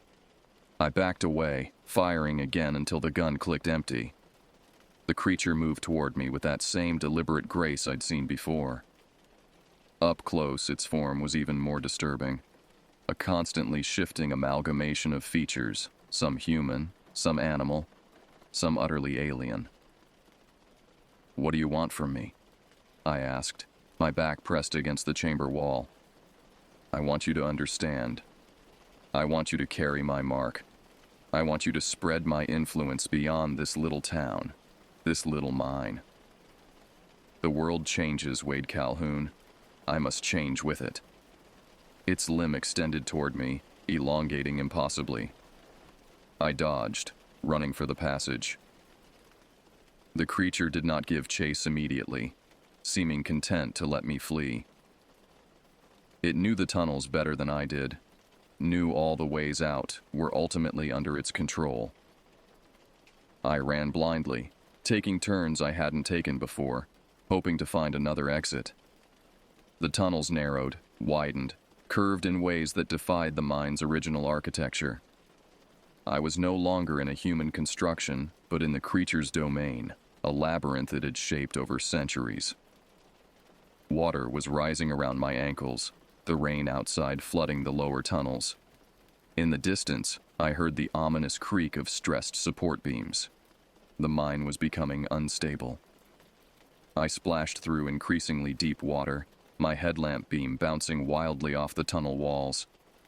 Behind me, I could hear the creature moving, not hurrying but inexorably following, playing with its food. Then I saw light ahead, not daylight but the beam of another flashlight. Someone else was in the mine. "Hello," I called out, hope surging. "Is someone there?" The light swung toward me, momentarily blinding me. When my vision cleared, I saw Sheriff Wilcox standing before me, shotgun in hand. "Calhoun," he said, his voice tight. "You shouldn't have come back." "We need to get out," I gasped. "It's coming. The thing from the pit." Wilcox's expression didn't change. "I know what's coming. I've always known." Understanding dawned with sickening clarity. "You're one of them. You've been feeding it. The missing persons. You led them here." "Not just me," he said. "The whole town. For generations. It's how we survive." He raised the shotgun. "Some are sacrifices. Some are marked. Some are guardians. That's my role, Calhoun, to maintain the balance. By killing people, by protecting Ludlow. The thing in the mine, it needs to feed. If we don't give it what it wants, it takes anyway. At least this way, we have some control." I heard the creature approaching behind me. Trapped between the sheriff and the thing from the pit, I made a desperate decision. I lunged at Wilcox, catching him off guard. We struggled for the shotgun, water splashing around us. The gun went off, the blast deafening in the confined space. Wilcox staggered back, red blooming across his chest. His eyes widened in shock. "You don't understand what you've done," he gasped. "Without the Guardians, it'll have no constraints. No one to direct its hunger." I grabbed the shotgun and ran, leaving Wilcox slumped against the tunnel wall. Behind me, I heard the creature reach him, heard his final scream cut abruptly short. The tunnels were collapsing now, support beams snapping under the weight of waterlogged earth. I splashed through knee-deep water, lungs burning, the shotgun clutched in white-knuckled hands. I no longer knew which way led out, only that I had to keep moving. The mine was becoming a death trap, but somehow I knew the creature would survive, had survived worse over its long existence. Then, miraculously, I saw daylight, a shaft of gray penetrating the darkness. A cave-in had opened a new way out, a narrow gap leading to the surface. I clawed my way toward it, squeezing through jagged rock, the shotgun abandoned in the rising water. With a final desperate push, I emerged onto the hillside, rain lashing my face. Behind me, the mine entrance collapsed with a rumble that shook the ground beneath my feet. I stumbled down the hillside toward my truck, each step carrying me further from the horror below. But even as I put physical distance between myself and the mine, I could feel the creature's presence lingering. A shadow in my mind, a weight on my soul. It had marked me after all. Not with physical scars like Frank, but with knowledge I could never unlearn, with a connection I could never sever. As I drove away from the mine, I glanced in the rearview mirror. Through the curtain of rain, I saw a figure standing on the hillside watching me go. Not Sheriff Wilcox, who lay dead in the flooded tunnels, but something that only approximated human form. It raised one impossibly long arm in what almost seemed like a farewell. Or perhaps a promise that we would meet again. The next day, I gathered my things and prepared to leave Ludlow. As much as I wanted to uncover the full truth, I knew it wasn't worth my life. The creature in the mine had made its intentions clear. It had marked me as its messenger, expected me to draw others to it through my story. Sheriff Wilcox was dead, likely to be counted among the mine's victims once his absence was noticed. I had blood on my hands, though it had been self-defense. There was nothing left for me in Ludlow except more horror. I checked out of the motel, the ancient clerk barely acknowledging my departure. As I loaded my bag into the truck, I noticed Frank watching from the doorway of his store. Our eyes met across the distance, a moment of shared understanding passing between us. We were both marked, both survivors of the thing in the mine. But where Frank had chosen to remain, to become part of Ludlow's dark ecosystem, I was choosing to leave. Or trying to. The road out of town seemed longer than when I'd arrived, the trees pressing closer to the roadside, branches reaching like grasping fingers. The sky darkened as I drove, though it was barely noon. The radio produced nothing but static, not even the faintest hint of a signal. I pressed the gas pedal, my truck speeding up. The faster I drove, the more distance I put between myself and Ludlow, the safer I would be. Or so I thought. 10 miles outside town, the engine began to sputter. The truck slowed, despite my foot pressing the pedal to the floor. The steering wheel grew hot beneath my hands, then ice cold. The dashboard lights flickered and died. The truck rolled to a stop at the side of the road. I tried the ignition again, nothing, not even the click of a dead battery. It was as if all the energy had been drained from the vehicle. I got out, the silence of the forest pressing in around me. No bird song, no rustling leaves, no distant traffic. Just absolute, unnatural stillness. That's when I saw it. A figure standing at the edge of the woods, partially obscured by shadow.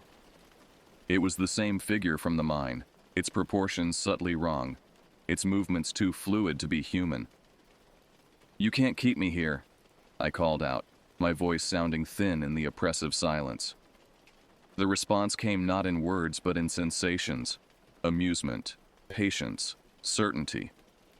The creature knew what I was only beginning to understand. Ludlow wasn't just a place on a map. It was a state of being, a sphere of influence that extended beyond physical boundaries. I had entered its domain when I crossed into town, and a part of me would always remain there, just as a part of it now resided within me. The mark it had placed on me was deeper than skin, more fundamental than a physical brand. I started walking, determined to reach the nearest town by foot if necessary. Each step felt heavier than the last, as if I were wading through invisible resistance. The road stretched ahead, seeming to elongate impossibly. After what felt like hours, I came upon a sign that made my blood run cold. "Welcome to Ludlow, Papa 42. Somehow, I had walked in a circle, returning to the very place I was trying to escape. The thing in the mine, or some projection of it, stood in the middle of the road ahead, waiting. I could feel its satisfaction, its ancient patience. It had all the time in the world. That night, as I sat in my motel room once again, I made a decision. If I couldn't escape Ludlow physically, I would defeat it another way. I would not become its lure, its messenger. I would not publish the story it wanted me to tell, the kind of mystery that would draw more curious souls to their doom. Instead, I would write a warning so direct, so terrifying, that it would keep people away. Not the kind of vague cautionary tale that becomes urban legend and attracts thrill seekers, but a detailed account of the horror that waited in the mine. Names, dates, specifics that could be verified or disproven.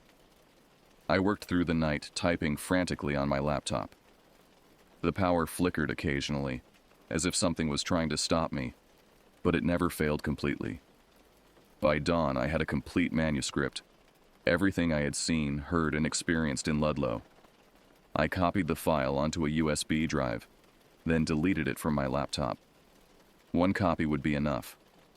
I would get it to my editor somehow, make him promise to publish it only if something happened to me. The morning brought a strange calm. I packed my things once more and checked out of the motel. My truck started on the first try, the engine running smoothly as if the previous day's failure had never happened. As I drove through town, I saw Frank standing outside his store. He raised a hand in farewell, his expression resigned. He knew what I was trying to do, and he knew the odds were against me. The road out of town was clear, the trees keeping a respectful distance from the pavement. The sky brightened as I drove, the oppressive atmosphere of Ludlow seemingly falling away with each mile. But I knew better than to trust appearances. The thing in the mine was cunning, patient. It might be allowing me to leave physically while maintaining its hold on some deeper level. I glanced in the rearview mirror and saw a figure standing at the edge of the road, just outside the town limits. It was the same figure from the mine, its eyes fixed on me. It raised one impossibly long arm in what almost seemed like a farewell. I pressed the gas pedal, my truck speeding up. I didn't stop until I was miles away, crossing the county line with a sense of relief that was tempered by lingering dread. In the end, I never published the story. Not the way I had intended anyway.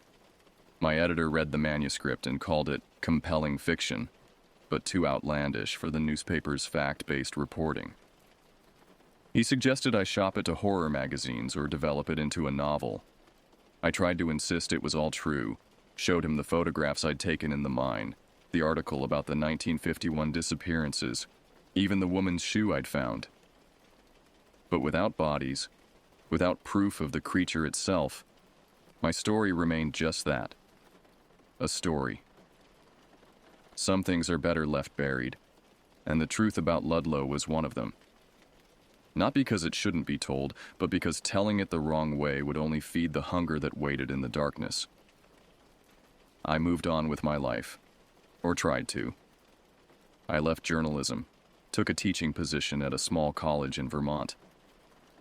but the memories lingered, a constant reminder of the darkness that lurks in the forgotten corners of the world.